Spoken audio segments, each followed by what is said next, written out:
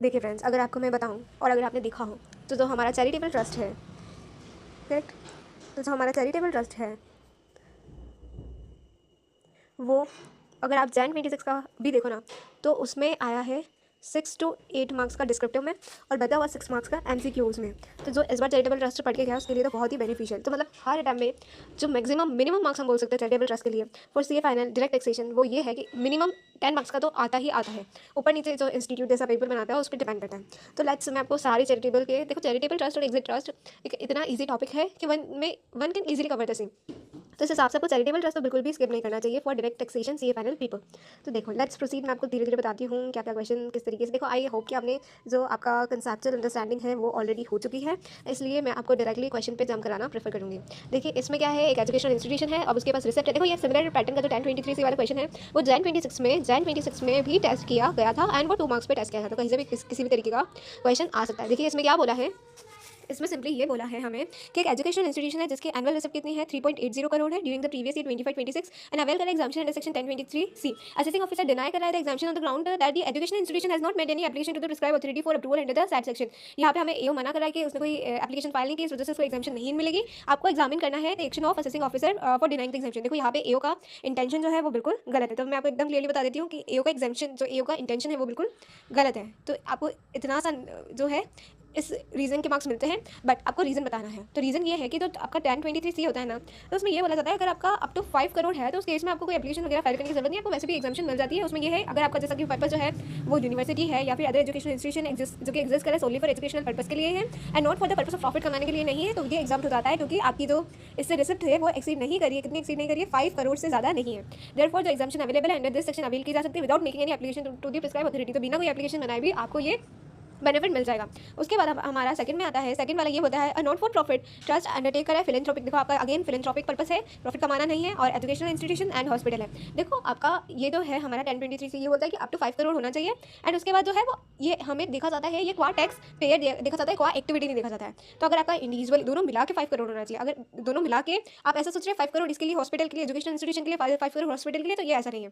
तो इसमें ये बोला है ड्यूरिंग द ईयर्स की रिसिप्ट इतनी एजुकेशन से है, इतनी हॉस्पिटल से during the previous year desire करता है to avail examination under section 1023C as an individual threshold under each of the clauses less than 5 crore है, क्या ये कर सकता है, एग्जामिन करना है।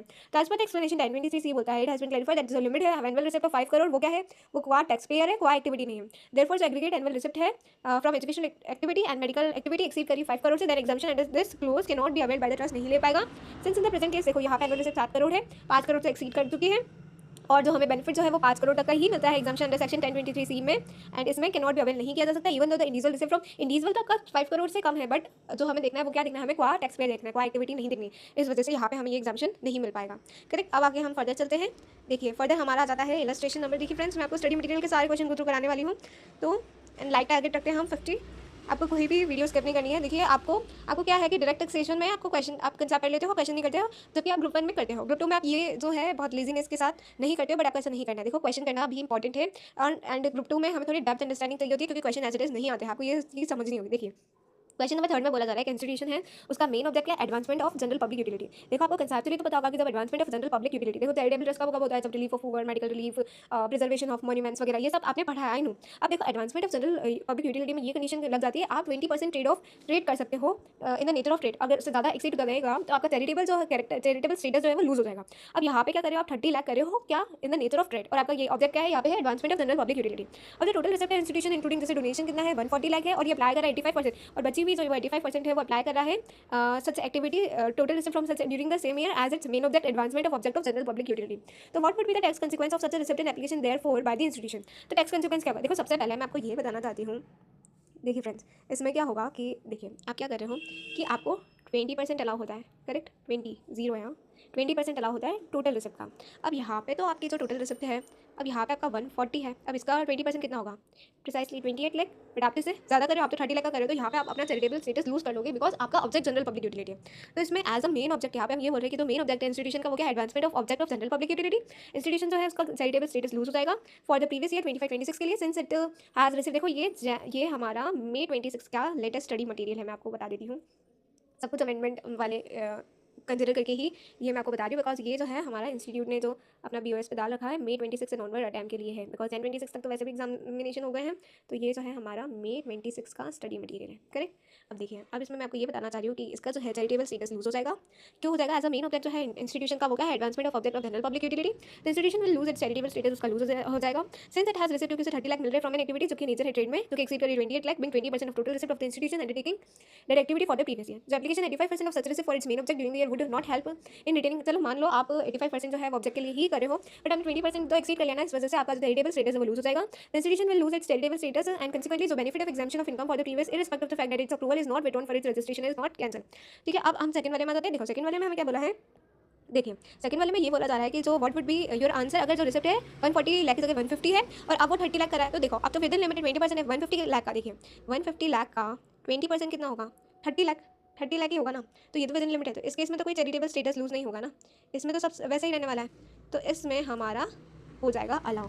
देखिए इस वाले केस में क्या हो रहा है, अगर हमारी टोटल रिसिप्ट 150 लाख हो जाती है एंड इंस्टीट्यूशन रिसीव कर रहा है 30 lakh in aggregate from an activity in the nature of trade during the previous year, then it will not lose its, उसका चैरिटेबल स्टेटस लूज नहीं होगा। Since receipt of up to 20% of total receipt the institution in a year from an activity permissible है, institution claim कर सकता है the exemption subject to fulfilment of other condition, इसको यहाँ पे एग्जाम्पशन मिल जाएगी 11 से 13 की। And further such activity should also be undertaken in the course of actual carrying out of such advancement of any other object of general public utility.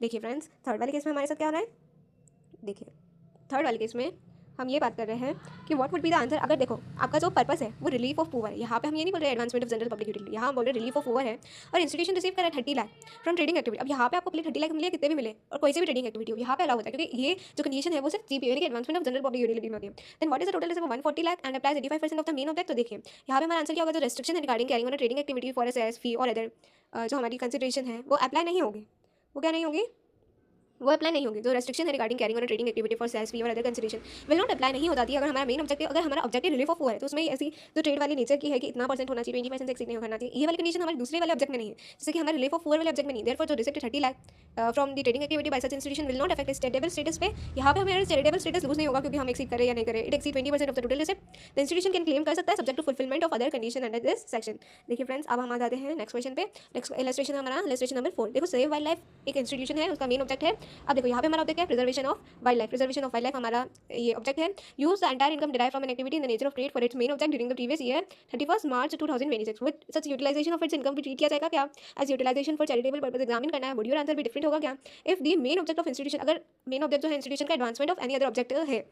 देखो यहाँ पे हमें ये बोला जा रहा है कि सेव वाइल्ड लाइफ एक इंस्टीट्यूशन, उसका ऑब्जेक्ट है preservation of wild life, use करा सारी इनकम जो है उसको ट्रेड में यूज़ कर रहा है। किस में यूज़ कर रहा है, वो जो अपनी सारी इनकम है उसको ट्रेड में यूज़ कर रहा है। अब यहाँ तक तो वो ट्रेड में यूज़ कर रहा था during the previous year, but such utilisation of its income भी ट्रीटेड एज यूटिलाइजेशन ऑफ, देखो जब तक उसका ऑब्जेक्ट है प्रिजर्वेशन ऑफ वाइल्ड लाइफ तब तक तो हमें कोई प्रॉब्लम नहीं, बट अगर उसका ऑब्जेक्ट बदल जाता है advancement of general public utility और वो सारी इनकम फॉर ट्रेड पर्पस के लिए यूज़ करने लग जाएगा advancement of other general public utility वाले केस में, तो उस केस में तो उसका चैरिटेबल स्टेटस लूज हो जाएगा। तो देखो सेक्शन 215 बताता है चैरिटेबल पर्पस क्या होता है, जिसमें क्या है relief of poor, education, yoga, medical relief, preservation of environment including watershed, forest and wild life, and preservation of monument and places and object of artistic and historic interest and the advancement of any other object of general public utility।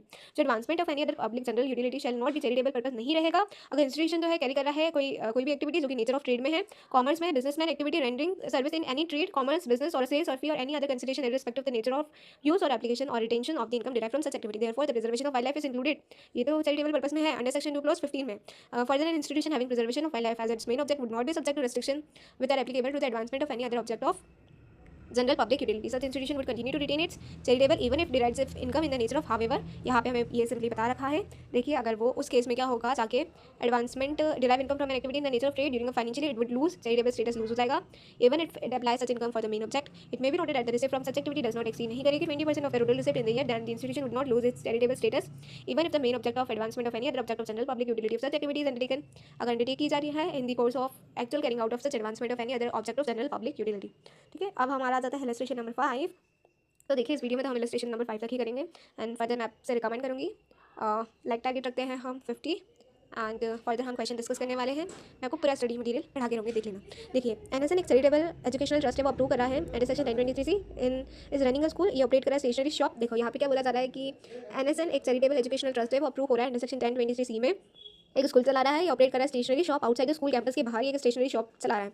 तो some 75 lakh has been derive as net income from such, अब उसे क्या 75 लाख जो है वो मिल रहे हैं business activity से एंड उसके अलावा हमें ये बोला है which has been applied towards the object of the trust in providing education. The trust maintain करा separate books of account for the business activity के लिए examine कीजिए the taxability of application of income if the income से derived relate to the previous year. देखो आपको यहाँ बताना है क्या यहाँ पे जो ट्रस्ट का ऑब्जेक्टिव है प्रोवाइडिंग एजुकेशन वो एक चैरिटेबल पर्पस है, जो कि हमें एजुकेशन है प्रोवाइड करना, तो ये एक चैरिटेबल पर्पस आ गया 215 के अकॉर्डिंग।